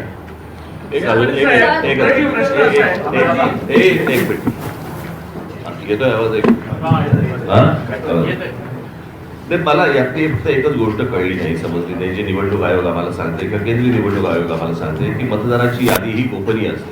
मला असं वाटतं मतदान हे गोपनीय असतं ना. आपण कोणाला मतदान करतोय ही गोष्ट गोपनीय असते. मतदार कसा गोपनीय असेल? जर ऑनलाईन तुम्ही जर समजा सगळ्या याद्या सुद्धा असतात याच्यापूर्वी दाखवले गेलेले आहेत तर ती गोष्ट गोपनीय कशी असेल? आणि दुसरी गोष्ट, तिथे सीसीटीव्ही कॅमेरे तुम्ही लावता जे नंतर तुम्ही 45 दिवसामध्ये डिलीट करता. जर तुम्ही बघू शकता, आम्ही नाही का बघू शकत? बरं, निवडणूक आयोग यांना निवडणुका लढवायच्या नाही आहेत, निवडणुका आम्हाला लढवायच्या आहेत. जर आम्हाला ते मतदार कोण आहेत हे कळले नाहीत. पण मला एक गोष्ट या संपूर्ण प्रकरणामध्ये मी मगाशी आपल्याला सांगायचं राहिलं, माझी ही निवडणूक याच्यामधलं जे काही प्रॉब्लेम्स आहेत किंवा याच्यामधले जे घोळ आहे याच्यावरची माझी दुसरी पत्रकार परिषद आहे. एक पहिली 2017ला झाली होती, मला असं वाटतं तुम्हाला माहिती असेल कदाचित. आणि त्यावेळेला पण मी ह्याच गोष्टी मांडत होतो की ह्या सगळ्या गोष्टी निवडणूक आयोग ही लपाछपी का करते. आता मगाशी आम्ही जेव्हा सांगितलं की एका ठिकाणी कुठे ते जिल्हा परिषदांच्या काही एक याद्या आल्या. आता 2022ला ती फोटो सकट नावासकट सगळ्या याद्या आहेत 2022च्या. आणि आत्ताच्या ज्या याद्या आल्या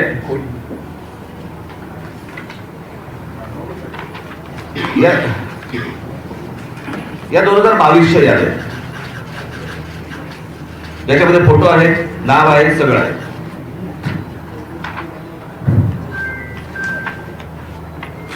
या आता जिल्हा परिषदेच्या 2025च्या याद्या आल्या त्याच्यामध्ये फोटो काढून टाकले. हे सगळं निवडणूक आयोग स्वतः करतंय. हे का करतंय? जर समजा पारदर्शकता समजा ते आणतायत असं म्हणतायत किंवा आहे असं म्हणतायत जर निवडणुकांच्या प्रोसेसमध्ये, तर मग ह्या सगळ्या गोष्टी हे का करतायत आणि कशासाठी हा घोळ घालतायत? काय बोल ना. देवांग दवे या व्यक्तीचा एक उल्लेख या वरच्या चर्चेमध्ये करण्यात आलाय. हा जो सगळा घोळ आहे, याच्यावरचा जो अभ्यास आहे, त्याच्या मागे ह्या देवांग दवेचा काही हात आहे का?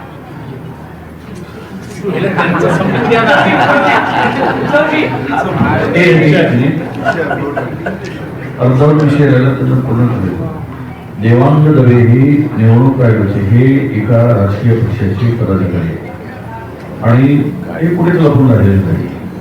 त्याच्याकडे जो कंत्राट दिला आहे, डिलीट करायचं पण आहे ना, एडिशनचं पण आहे. एडिशन काय एडिशन दोन्ही काम तो करतो आहे वेबसाईटवर अधिकृतपणे जाऊन. कारण अधिकृत कंत्राट दिल्यामुळे वेबसाईट हाताळण्याचं काम त्याच्याकडे आहे आणि तिथूनच कदाचित घोळ असावा असा आमचा गोड समज आहे.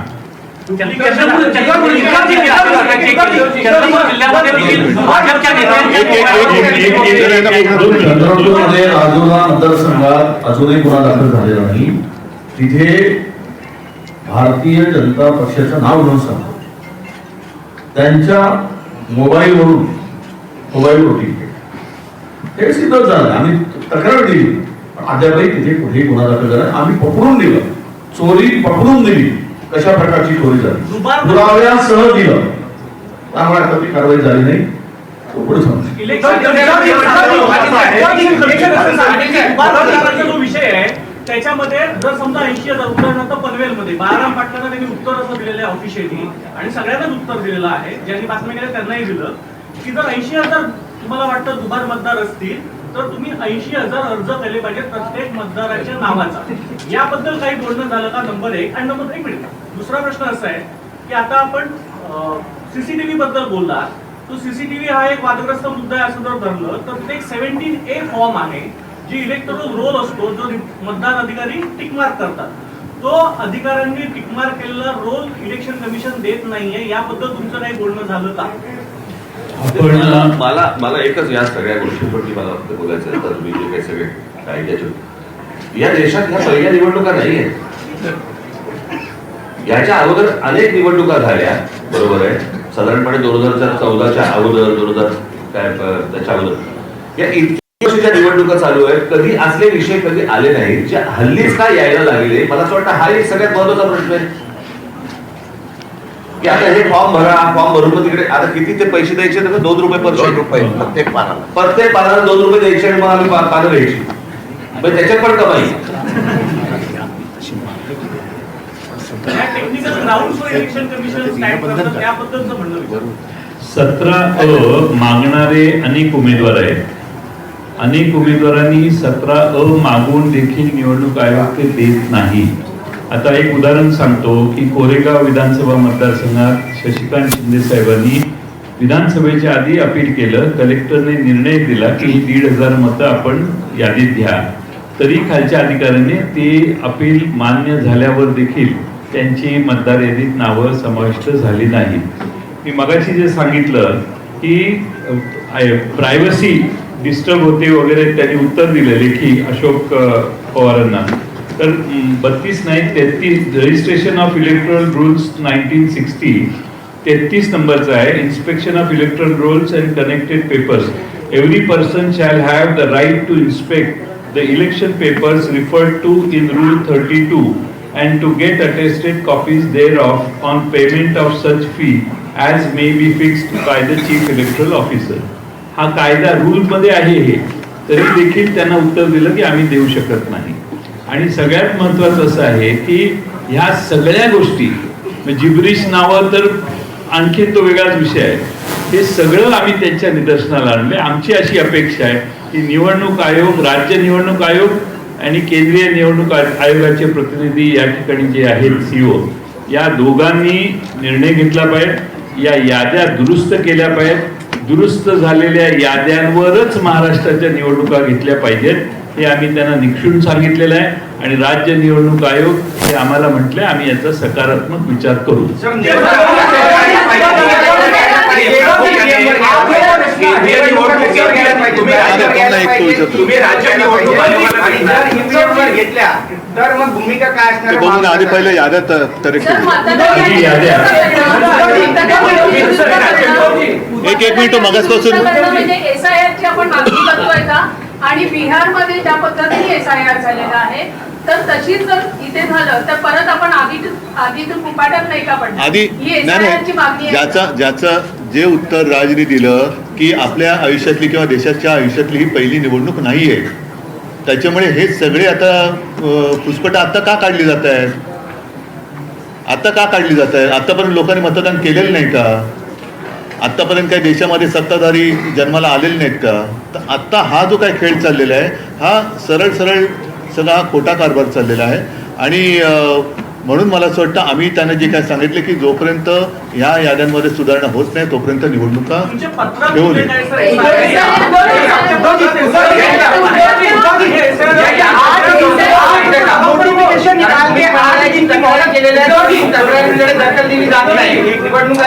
असं आहे की आम्ही निवडणूक आयोगाला आवाहन केलेलं आहे आणि मागणी केलेली आहे की बल्कमध्ये चुका आहेत त्या तुम्ही दुरुस्त केल्या पाहिजे. आता एखाद्या मतदारातील 8,000 चुका असतील तर त्या 8,000 चुका आम्ही सबमिट करायच्या इंडिव्हिज्युअली प्रत्येक ठिकाणी. याला मग किमान 1 महिन्याचा वेळ तर दिला पाहिजे. वेळ नसल्यामुळे तुम्ही 7 दिवसात आणि 8 दिवसात करा म्हटल्यावर कोणत्या एक तर तुमच्या याद्या डिजिटल नाहीये, तुम्ही डिजिटल का नाही करत? डिजिटल याद्या केल्या की सगळ्यांनाच सोयीचं होईल आणि तुम्हालाही सोयीचं होईल काम करायला. या याद्या डिजिटल न करण्यामागे एक षडयंत्र असं आहे की या याद्या प्रिंट करणं, टाईप करणं, त्यात पुन्हा त्याची कॉपी काढणं, त्याचं मग कंपॅरिझन करणं, मग त्याच्यात दुबार मतं काढणं, या चुका काढणं हे शक्य नव्हतं. आम्ही मॅन्युअली हे सगळे काम केलेलं आहे. महाराष्ट्रातल्या 288 मतदारसंघात गेल्या 2-2.5-3 महिने काम करून आम्ही बऱ्याच गोष्टी काढलेल्या आहेत. हे छोटे काही उदाहरण आहेत. आणखी उदाहरण आम्ही देऊ शकतो. आम्ही वाट बघतोय निवडणूक आयोग काय करणार आहे. एकच मिनिट तू मगाचपासून प्रश्न विचारतोय पण तत्पूर्वी एक सांगतो की निवडणूक आयोगाचं काम व्यवस्थित पद्धतीने निवडणुका पार पाडणं हे आहे. आणि निवडणुकीच्या प्रक्रियेत समजा आमच्या राजकीय पक्षाकडनं त्यांच्या नियमाचं कुठे उल्लंघन झालं किंवा आणखीन कुठे चूक झाली तर आम्हाला कायद्याचा दंडुका दाखवला जातो करप्ट प्रॅक्टिस म्हणून. आता आमचं म्हणणं असं आहे की ही निवडणूक आयोगाची करप्ट प्रॅक्टिस आहे. ही निवडणूक आयोगाची करप्ट प्रॅक्टिस आहे. ज्याप्रमाणे स्वतः शिवसेना प्रमुखांना ती शिक्षा भोगावी लागली होती. त्यांचं 6 वर्ष मतदानाचा अधिकार हिरावून घेतला गेला होता. आता निवडणूक आयोगाला आणि निवडणूक आयुक्तांना काय शिक्षा करायची जर त्यांनी सुधारणा केली नाही तर? कारण ही निवडणूक प्रक्रियेतली निवडणूक आयोगाची करप्ट प्रॅक्टिस आहे. हा भ्रष्टाचार आहे त्यांचा. एक त्याचा प्रश्न उद्या म्हणजे मग तुम्ही यांना विचारा. मतदार याद्यांमधला जो घोळ आहे राष्ट्रीय स्तरावर त्याचा फायदा NDA ला होतो आहे आणि राज्य स्तरावर त्याचा फायदा या निवडणुकीत आपलाही आरोप आहे आणि संशय उपस्थित झाले की महायुतीला झालाय. तर असं हे लक्षात घेता किंवा हे आरोप लक्षात घेता निवडणूक आयोग मग केंद्रीय असेल किंवा राज्यातला भाजपसाठी हस्तक म्हणून किंवा भाजपच्या दबावाखाली काम करतोय असा तुमचा आरोप आहे का?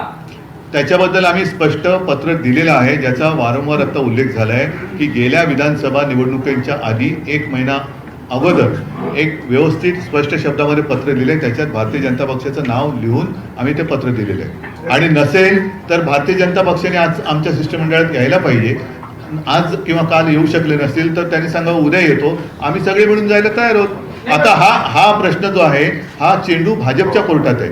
त्यांचा जर का त्यांची जर का ह्याच्यात ढवळाढवळ नसेल तर त्यांनी आमच्या शिष्टमंडळात सामील व्हावं आणि आम्ही जी मागणी करतो ती त्यांनी करावी. एक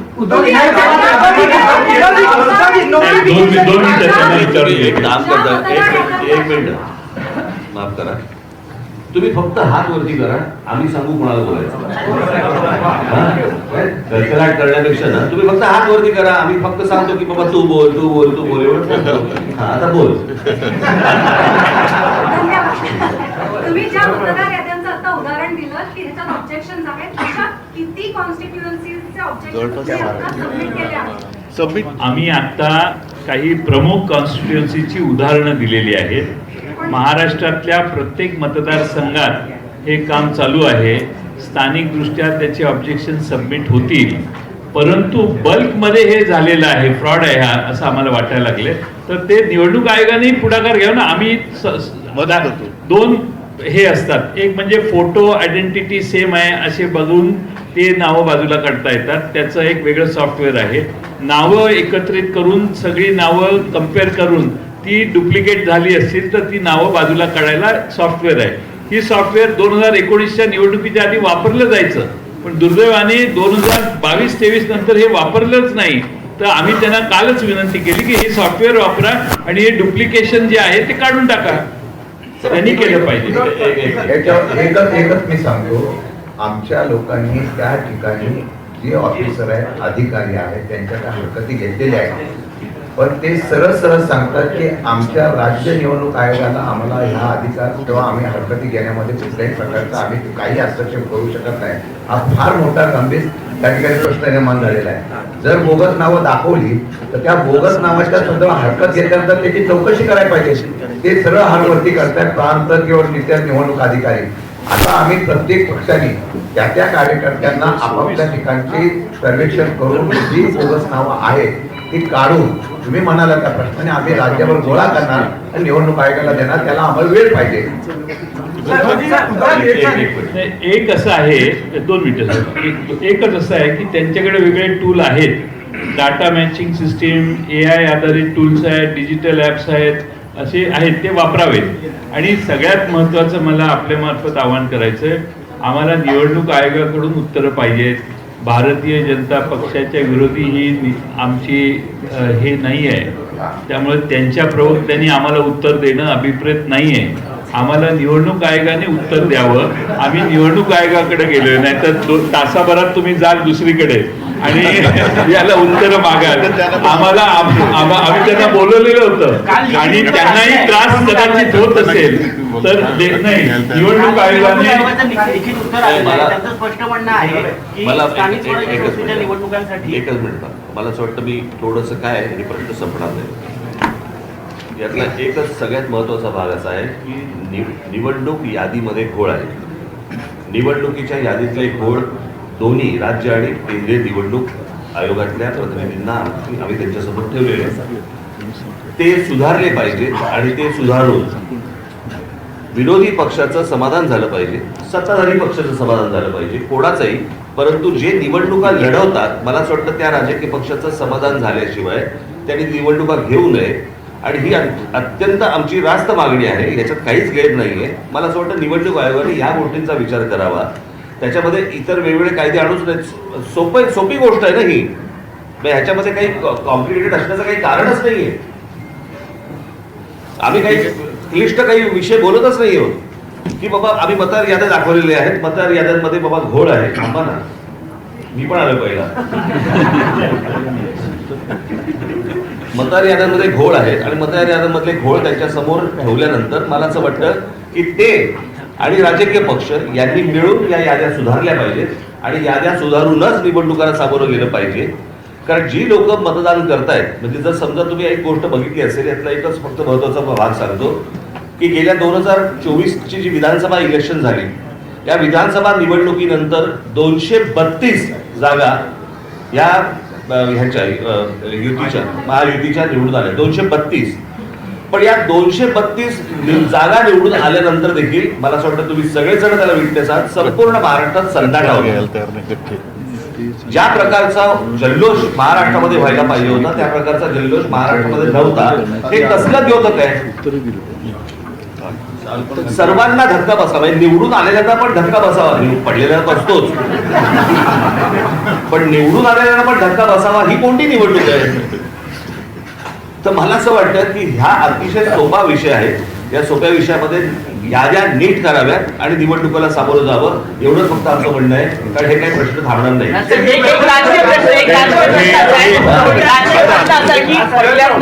निवडणूक आयोगाच्या निमित्तानं तुम्ही महाविकास आघाडी बरोबर दिसतात, तर मला असं वाटतं मी 2017ला पण दिसलो होतो.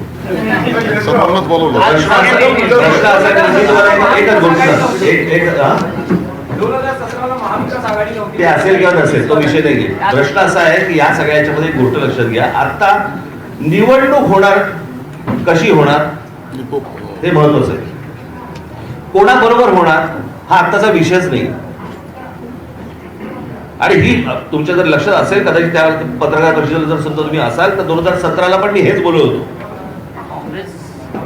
तेव्हा पण होती तेव्हा पण होती खरं तर याच्यामध्ये अजित पवार पण होते त्यावेळेला. यायला पाहिजे होतं आणि त्यावेळेस तावाने बोलत पण होते, ते सांगत पण होते त्या सगळ्या गोष्टी. असं धन्यवाद.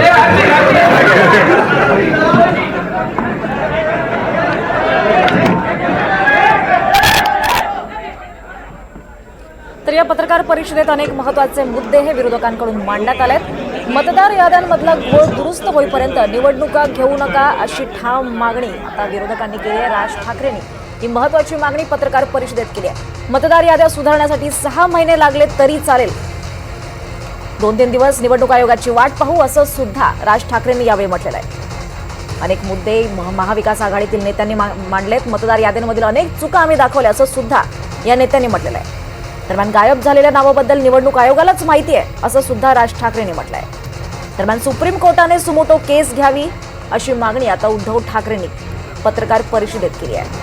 त्याचबरोबर मतचोरी आणि पक्षचोरी सत्तेसाठीची चोरवाट असल्याचा आरोप सुद्धा यावेळी करण्यात आला आहे. तर विरोधकांकडून अनेक मुद्दे यावेळी मांडण्यात आले. मतदार याद्या न दाखवणं हाच पहिला घोळ असल्याचं यावेळी विरोधकांनी म्हटलेलं आहे. राज ठाकरेंनी म्हटलेलं आहे. निवडणूक आयोगावर अनेक आरोप यावेळेस विरोधकांनी केले. निवडणूक आयोग लपवाछपवी का करते असा सवाल देखील यावेळी विरोधकांनी केलाय, राज ठाकरेंनी केलाय. दरम्यान मतदार याद्यांमधला घोळ दुरुस्त होईपर्यंत निवडणुका घेऊ नका अशी ठाम मागणी राज ठाकरेंनी केली आहे.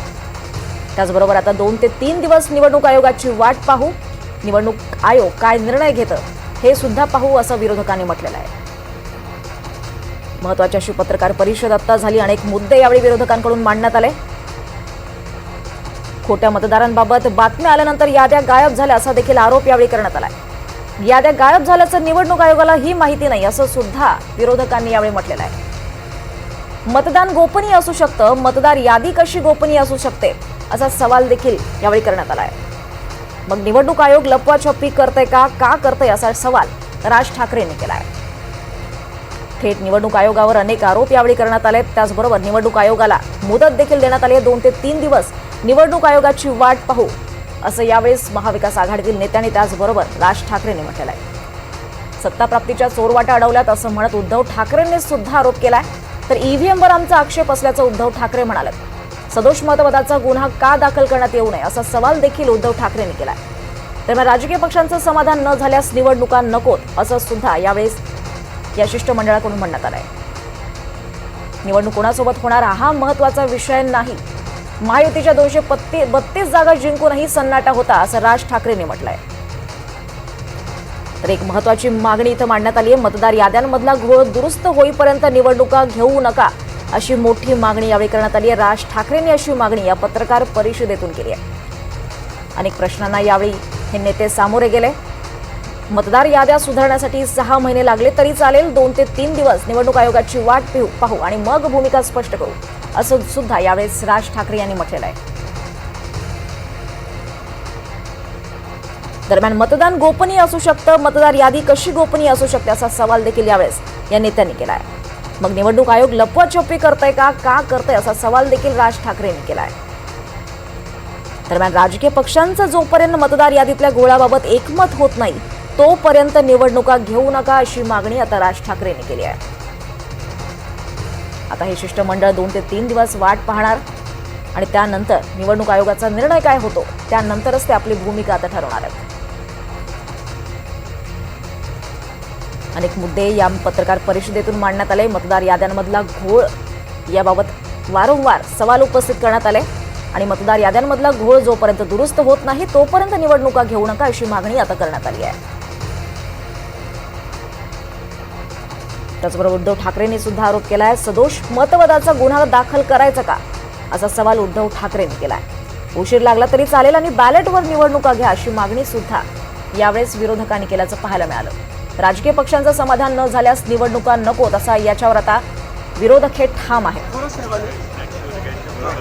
आपण पाहतोय पत्रकार परिषद संपलेली आहे आणि आता हे नेते बाहेर पडले. सुप्रीम कोर्टानं सुमोटो केस घ्यावी अशी मागणी सुद्धा उद्धव ठाकरेंनी केली आहे. त्यामुळे आता पुढे नेमकं काय होतंय पाहावं लागणार आहे. निवडणूक आयोग यावर काय निर्णय देतं, काय बोलतं हेही पाहणं महत्त्वाचं असणार आहे. दरम्यान 2 ते 3 दिवसांचा कालावधी मुदत ही निवडणूक आयोगाला देण्यात आली. आता 2 ते 3 दिवस निवडणूक आयोगाची वाट पाहू आणि नंतर आम्ही आमचा निर्णय सांगू, असं विरोधकांनी म्हटलेलं आहे. मतदार याद्या न दाखवणं हाच पहिला घोळ असल्याचं राज ठाकरेंनी यावेळी म्हटलंय.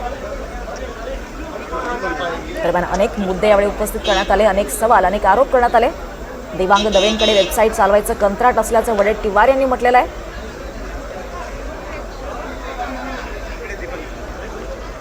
दरम्यान मतदार याद्यांमधला घोळ दुरुस्त होईपर्यंत निवडणुका घेऊ नका अशा मागणीवर आता हे विरोधक ठाम आहेत. मवियाच्या नेत्यांची ही पत्रकार परिषद आता पार पाडली आहे आणि हे नेते पत्रकार परिषदेतून बाहेर पडले. दरम्यान 2 ते 3 दिवस आता निवडणूक आयोगाला मुदत देण्यात आली आहे आणि त्यानंतर आमचा निर्णय घेऊ, त्यानंतर आमची भूमिका स्पष्ट करू, असं राज ठाकरेंनी म्हटलेलं आहे. महाविकास आघाडीच्या नेत्यांनी म्हटलेलं आहे. अनेक दाखले देखील यावेळी देण्यात आले. कशा पद्धतीनं मतदार यादीत घोळ झालाय याचे अनेक दाखले यावेळी नेत्यांकडून देण्यात आले.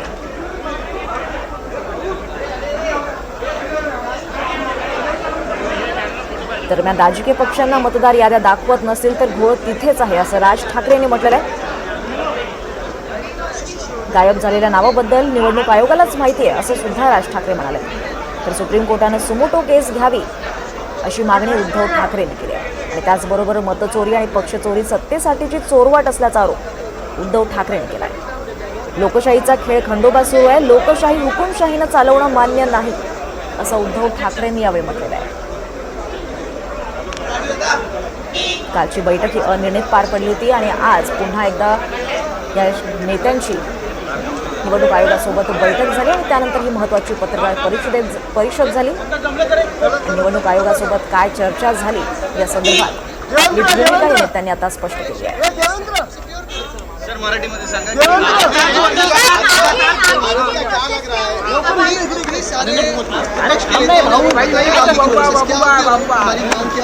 मेरी यही विनती रहेगी कि मेरी अभी मीटिंग से मुझे क्या लग रहा है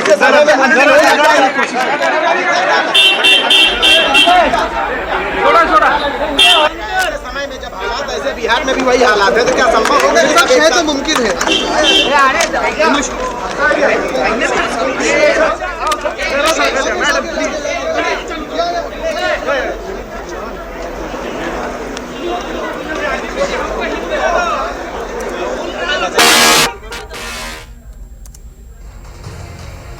तर आम्हाला निवडणूक आयोगाकडून उत्तरं नको, आम्हाला निवडणूक आयोगाकडून उत्तर हवंय, भाजपकडून उत्तर नको, असं जयंत पाटील यांनी सुद्धा यावेळी म्हटलेलं आहे. अनेक नेत्यांनी, या महाविकास आघाडीच्या नेत्यांनी महत्त्वाचे मुद्दे यावेळी उपस्थित केले.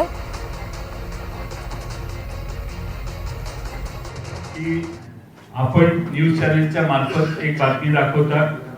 दुपारी 3 वाजता या महिलेचे फोटो आणि एव्हिडन्स तुम्ही टेलिव्हिजनवर दाखवता. तर सकाळी दुपारी 3ला ती नावं असतात, 6ला ती नावं जातात. आमचा प्रश्न आम्ही निवडणूक आयोगाला विचारलेला आहे, ही नावं कुणी काढली, कुणी त्यावर तक्रार केली, तक्रार कधी करण्यात आली आणि कुणी स्थळ पाहणी केली आणि हे फोटो एकाच महिलेचे आहेत याचं व्हेरिफिकेशन करण्याच्या कुणी नावं काढली. आमचा दावा असा आहे आणि आमचा समज व्हायला लागलेला आहे की राज्य निवडणूक आयोग किंवा केंद्रीय निवडणूक आयोगाचा सर्व्हर हा महाराष्ट्रात दुसरा कोणीतरी चालवतो, असा आमचा आता अनुभव व्हायला लागलेला आहे. 2024च्या अगोदरची जी यादी आहे त्याच्यामध्ये फक्त मी काही नावं आपल्यासमोर मी वाचून दाखवतो, म्हणजे साधारणपणे यादीमध्ये काय प्रकारचा घोळ आहे हा आपल्याला आणि महाराष्ट्राला लक्षात येईल. मतदारसंघ 160 कांदिवली पूर्व, नाव धनश्री कदम, वडिलांचे नाव दीपक कदम, वय वर्ष 23. आता वडिलांचे डिटेल्स. नाव दीपक रघुनाथ कदम, वडिलांचे नाव रघुनाथ कदम, वय 117. मतदारसंघ 161 चारकोप, नाव नंदिनी महेंद्र चव्हाण, वडिलांचे नाव महेंद्र चव्हाण, वय वर्ष 124, वय 124. आता वडिलांचे डिटेल्स. नाव महेंद्र कुमार श्रीनाथ चव्हाण, वडिलांचे नाव श्रीनाथ चव्हाण, वय 43. कोणी कोणाला काढले तेच कळत नाही.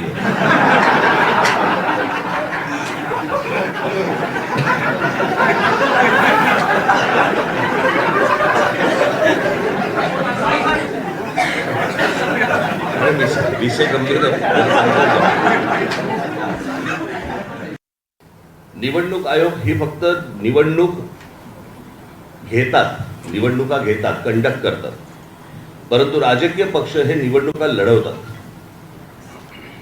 आणि राजकीय पक्षांना जर समजा निवडणूक आयोग ज्या मतदार याद्या आहेत या जर समजा दाखवतच नसेल तर मला असं वाटतं की पहिला घोळ इकडे आहे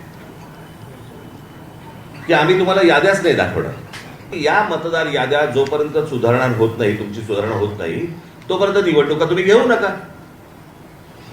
आता साधारणपणे आपण जर समजा महानगरपालिकेच्या किंवा स्थानिक स्वराज्य संस्थांच्या निवडणुका जर समजा आपण पाहिल्या तर गेल्या 5 वर्षामध्ये निवडणुका झालेल्या नाहीयेत. मग जर 5 वर्ष जर समजा या निवडणुकांमध्ये गेलेली असली तर मग याद्या सुधारण्यासाठी अजून 6 महिने गेले तर काय फरक पडतो. आणि मला असं वाटतं की या याद्या सुधारल्याशिवाय त्यांनी निवडणुका घेऊ नये हेच आज आम्ही त्यांना सर्वांनी सांगितलं आहे. म्हणजे त्यांनी आता काहीतरी काल एक आमची भेट झाल्यानंतर त्यांनी एक नोटिफिकेशन काढलं आणि त्याच्यामध्ये आम्हाला राजकीय पक्षांना 8 दिवस दिले. म्हणजे हे 6-6, 8-8 महिने काम करणार आणि राजकीय पक्षांनी 8 दिवसामध्ये ह्यांना सगळ्या छाननी करून द्यायची, कसं शक्य आहे. आणि म्हणून तो काल जो त्यांनी काय नोटिफिकेशन काढले ते एक तर रद्द करायला आम्ही त्यांना सांगितलेलं आहे. आणि आज आम्ही त्यांना सांगितलं की या निवडणुका तुम्ही घेऊ नका. उद्या ते काय याच्यावरती निर्णय करतायत हे आम्ही 1-2 दिवसात पाहू आणि त्याच्यानंतर मला असं वाटतं सर्व राजकीय पक्ष मिळून आम्ही एका निर्णयापर्यंत येऊ. तो निर्णय तुम्हाला अजून 2-3 दिवसांनी सांगू. जे निवडणूक आयोग आम्हाला सांगते किंवा केंद्रीय निवडणूक आयोग आम्हाला सांगते की मतदाराची यादी ही गोपनीय असते. मला असं वाटतं मतदान हे गोपनीय असतं ना. आपण कोणाला मतदान करतोय ही गोष्ट गोपनीय असते. मतदार कसा गोपनीय असेल. जर ऑनलाईन तुम्ही जर समजा सगळ्या याद्या समजा असतात याच्यापूर्वी दाखवल्या गेलेल्या आहेत तर ती गोष्ट गोपनीय कशी असेल. आणि दुसरी गोष्ट तिथे सीसीटीव्ही कॅमेरे तुम्ही लावता जे नंतर तुम्ही 45 दिवसामध्ये डिलीट करता. जर तुम्ही बघू शकता आम्ही नाही का बघू शकत. बरं निवडणूक आयोग यांना निवडणुका लढवायच्या नाही आहेत, निवडणुका आम्हाला लढवायच्या आहेत. ईव्हीएमचा आक्षेप कमी पडतोय की काय म्हणून आता मुंबई महापालिकांच्या निवडणुका सुद्धा ईव्हीएम वरती तर घेतल्या जातच आहेत पण व्हीव्हीपॅट पण त्याच्यात ठेवणार नाही. हाही मुद्दा एक महत्वाचा आहे. म्हणजे तुम्ही काही पुरावेच ठेवायचे नाही. जर का तिथलं व्हिडिओ रेकॉर्डिंग मागितलं तर व्हिडिओ रेकॉर्डिंग द्यायचं नाही. मतदार यादीमध्ये सगळा गोंधळ करून ठेवायचा. मतदार याद्या मागितल्या तर ते देत नाही. आणि म्हणून म्हटलं की ही काही लोकशाही तुम्ही हुकुमशाहीच्या पद्धतीने चालवत असेल तर ती आम्ही कदापि मान्य करणार नाही. देवांग दवे ही निवडणूक आयोगाचे हे एका राजकीय पक्षाचे पदाधिकारी आणि हे पुढे लपून राहिलेले नाही. त्याच्याकडे जो कंत्राट दिला आहे डिलीट करायचं पण आहे ना एडिशनचं पण आहे. एडिशन काय एडिशन दोन्ही काम तो करतो आहे वेबसाईटवर अधिकृत ठेवून. कारण अधिकृत कंत्राट दिल्यामुळे वेबसाईट हाताळण्याचं काम त्याच्याकडे आणि तिथूनच कदाचित घोळ असावा असा आमचा गोड समज आहे. आणि ही तुमच्या जर लक्षात असेल कदाचित त्या पत्रकार परिषदेला जर समजा तुम्ही असाल तर 2017ला पण मी हेच बोलत होतो. तेव्हा पण होती तेव्हा पण होती. खरं तर याच्यामध्ये अजित पवार पण होते त्यावेळेला. त्यांनी यायला पाहिजे होता आणि त्यावेळेला ते तावाने बोलत पण होते. ते सांगत पण होते त्या सगळ्या गोष्टी. असं धन्यवाद.